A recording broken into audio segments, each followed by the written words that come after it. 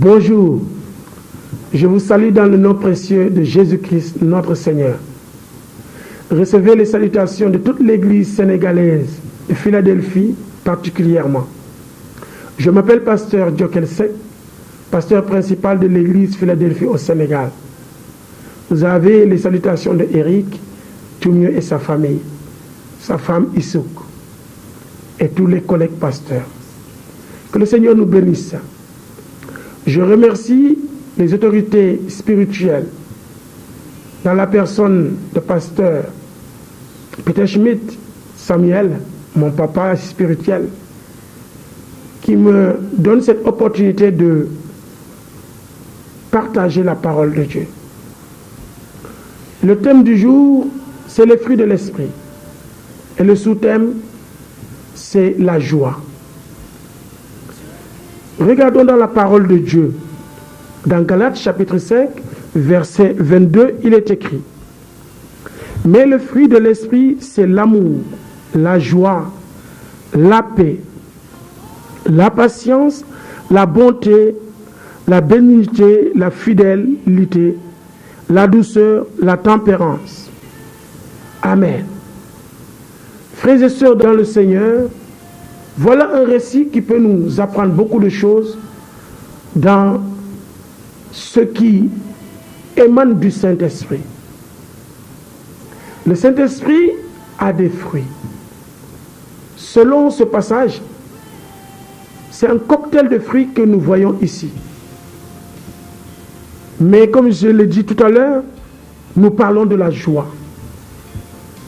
La joie, c'est un besoin pour l'homme. Et le Seigneur est au courant de cela, de ton besoin, de notre besoin. Nous savons une chose. Aujourd'hui, beaucoup meurent par manque de paix et de joie. Aujourd'hui, tout le monde est à la quête du bonheur. D'ailleurs, le monde est assoiffé de bonheur. Et il y a beaucoup de choses que le diable propose au monde. Mais le vrai bonheur, où est-ce qu'il est? La vraie joie, où est-ce qu'elle est? Selon la parole de Dieu, ça vient de l'Esprit de Dieu. C'est un fruit. Qui parle de fruit, parle d'un processus. Ce n'est pas quelque chose que tu peux avoir automatiquement de toi-même. Et ce qui me touche dans ce passage, c'est que la joie vient du Saint-Esprit, c'est le fruit de l'Esprit. On n'a pas dit le fruit d'une église. On n'a pas dit le fruit de quelqu'un d'autre, mais de l'Esprit. Comme si l'Esprit était un arbre. Comment pouvons-nous recevoir cette joie? Oui, la joie de l'Esprit est différente de la joie de ce monde.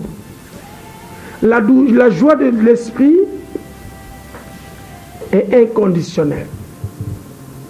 Nous la recevons par l'amour de Dieu.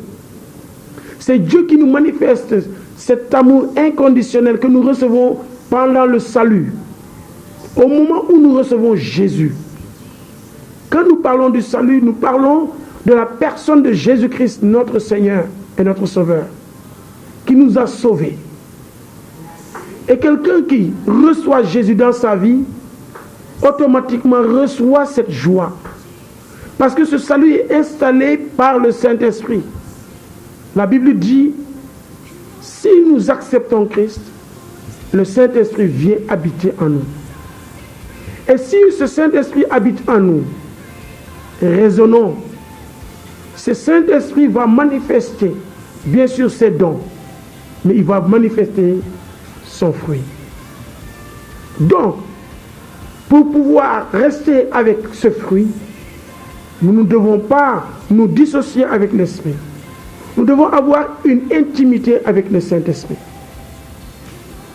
Oui, cette intimité avec le Saint-Esprit nous donnera plus de chances d'avoir tous les jours cette joie inconditionnelle qui ne dépend pas des choses extérieures, qui ne dépend pas des choses que nous avons ou que nous n'avons pas.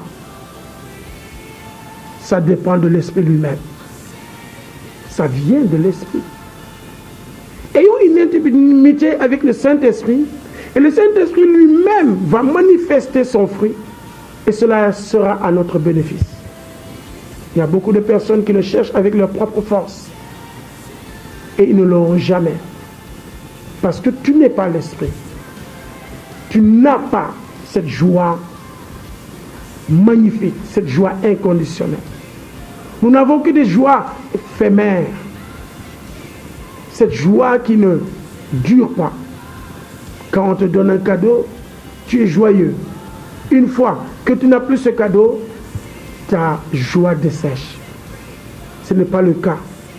Et la parole de Dieu nous dit, par Jésus-Christ dans Jean chapitre 15, verset 11, « Je vous ai dit ces choses afin que ma joie soit en vous et que votre joie soit parfaite. » Jésus a envie que nous puissions avoir cette joie parfaite. Cette joie qui est dans notre cœur par le Saint-Esprit. Comment garder cette joie?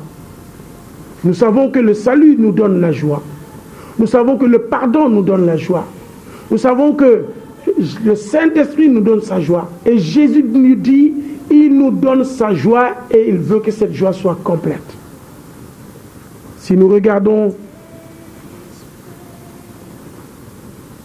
dans le psaume chapitre 1, verset 1, il est écrit, « Heureux l'homme qui ne marche pas selon le conseil des méchants, qui ne s'arrête pas sur la voie des pécheurs et qui ne s'assied pas en compagnie des moqueurs, mais qui trouve son plaisir dans la loi de l'Éternel et qui la médite jour et nuit. Il est comme un arbre planté près d'un courant d'eau qui donne son fruit à sa saison et dont le feuillage ne se flétrit point, tout ce qu'il fait lui réussit. » Alléluia.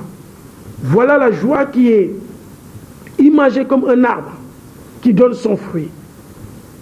Mais oui, il dit, heureux l'homme qui ne marche pas selon le conseil des méchants. Cela dit que celui qui est méchant peut être privé de cette joie. Heureux l'homme qui ne marche pas selon le conseil des méchants.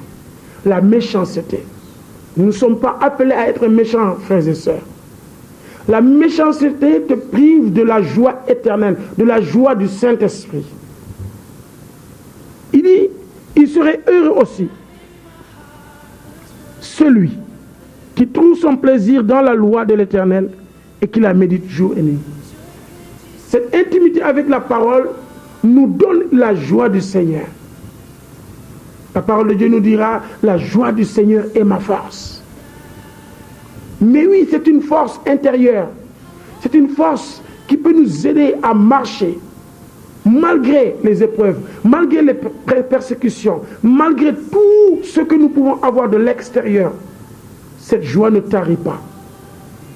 Cette joie demeure. Et tant que nous demeurons à Christ, cette joie peut demeurer en nous. Et je le redis encore. Et je le redis. La joie du Seigneur ne dépend pas des circonstances. La joie du Seigneur ne dépend pas d'une maladie. La joie du Seigneur ne dépend pas de ce qui se passe à l'extérieur. La joie du Seigneur dépend du Seigneur. Il dépend de l'amour du Seigneur. Ça dépend de l'intimité que nous avons avec le Seigneur. Ça émane du Saint-Esprit, ça émane du salut, et tout cela nous donne une joie inconditionnelle. Gardons cette joie. Comme il est dit ici, avec la parole de Dieu, si nous la méditons, nous pouvons garder cette joie. Il est écrit aussi, c'est comme un arbre qui donne son fruit à sa saison et dont le feuillage ne flétrit point, ne se flétrit point, tout ce qu'il fait lui réussit. Nous sommes près de l'eau, l'eau de source, l'eau de vie. La parole de Dieu nous le dit. Donc, frères et sœurs, je vous appelle à accepter Jésus pour avoir cette joie inconditionnelle, cet amour inconditionnel, cette joie qui émane du Saint-Esprit. C'est la personne du Saint-Esprit qui nous le donne. qui parle d'un fruit parle d'un processus. Ça prend du temps. Pour avoir un fruit, tu dois prendre du temps avec le Saint-Esprit et le Saint-Esprit se manifestera s'il est à l'aise dans ta vie, dans ma vie. Il manifestera. Il ne tardera pas à manifester son fruit. Que Dieu te bénisse, que Dieu nous bénisse. Gardons cette foi qui nous donne cet accès au salut et ce salut qui nous donne le Saint-Esprit et ce Saint-Esprit qui nous donne le fruit de l'Esprit qui est la joie. Gardons cette joie. La joie du Seigneur est notre force. Que le Seigneur vous bénisse. À la prochaine. Amen.